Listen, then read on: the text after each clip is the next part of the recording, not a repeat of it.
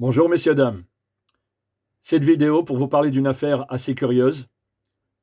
Un homme nu, le 22 janvier, à l'extérieur d'une église, armé d'un couteau, a commencé à inquiéter donc des gens, à essayer d'agresser des gens pour tenter de les tuer.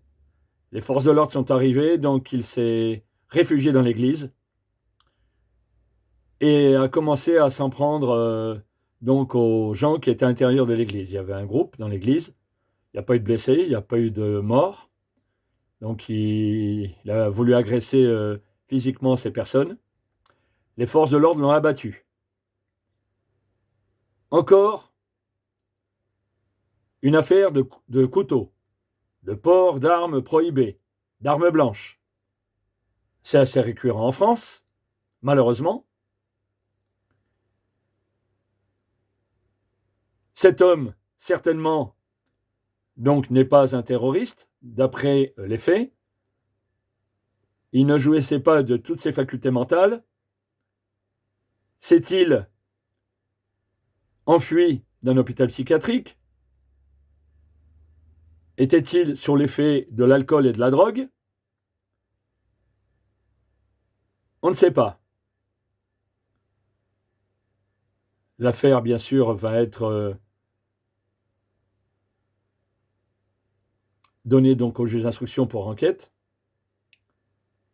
Et le juge d'instruction définira donc les suites pour savoir ce qui s'est réellement passé. C'est inquiétant. Imaginons, dans une église, les gens étaient là pour prier, pour leur foi, pour leur religion.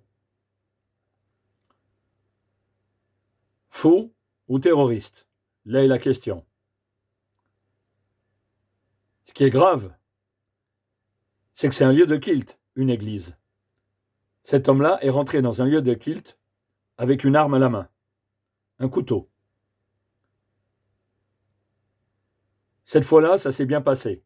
Il n'y a pas eu de décès, il n'y a pas eu de mort. Il n'y a pas eu de gens donc grièvement blessés ou blessés. Ces gens-là s'en sont bien sortis, grâce certainement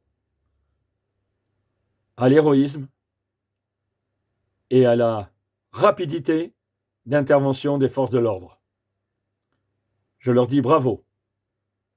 Je n'y étais pas, malgré que je sois un ex-policier, mais je leur dis bravo. Parce que je pense que c'est la rapidité d'exécution et leur expérience qui a fait qu'il n'y a pas eu donc de blessés ou de morts parmi la population, parmi les personnes qui se trouvaient sur le site. Incroyable. En plus, cet individu était nu. Quel rôle avait-il sur cette situation? Et quel lien sa nudité avec le port d'armes, l'arme blanche, pour aller s'en prendre à des personnes, à l'extrémité, donc à l'extérieur d'un lieu de culte, et après, à l'intérieur du lieu de culte.